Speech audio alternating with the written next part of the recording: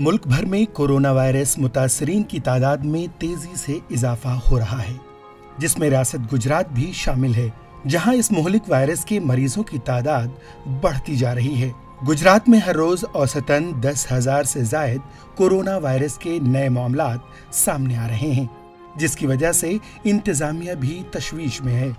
इस दौरान गुजरात में इंसानियत की एक बेहतरीन मिसाल सामने आई है, जहां बड़ौदा की जहांगीरपुरा मस्जिद को कोविड सेंटर में तब्दील कर दिया गया। दरअसल गुजरात के शहर बड़ौदा में भी कोरोना वायरस तेजी से फैल रहा है और इसी वजह से तमाम हॉस्पिटल्स में मरीजों के लिए बेड्स की कमी महसूस हो रही है।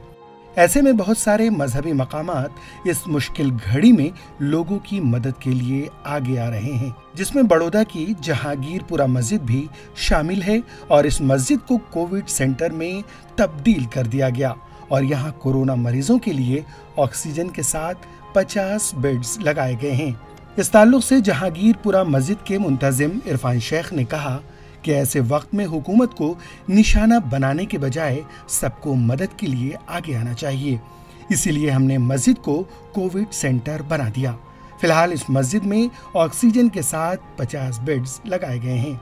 उन्होंने कहा कि हर मजहब इंसानियत का सबक सिखाता है, इसलिए हर शख्स को इस वबा के दौरान लोगों की मदद के लिए आगे बढ़ना चाहिए, न कि हुकूमत पर तनकीद की जाए। यूट्यूब भारत के लिए अहमदाबाद से रोशन आरा की रिपोर्ट।